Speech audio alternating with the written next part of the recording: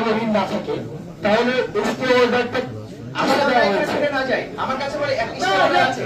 আমার কথা হলো যে আপনি যদি আমার কাছে যতটুকু মনে হয়েছে যে ইনফরমেশন যেটা নিয়ে আপনারা বলছেন যে ডকুমেন্ট করেছেন, উনি বলছেন যে আমার কোনো ঋণ নাই, আপনারা বলছেন তার ঋণ আছে।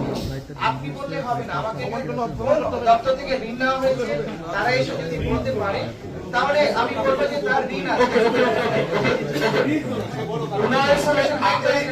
ইনফরমেশন দেয় একটা ইনফরমেশন সে কোন ইনফরমেশনটা হচ্ছে কোন জায়গায় ঠিক আছে আমি দিচ্ছি কর্তৃপক্ষের মাধ্যমে আসতে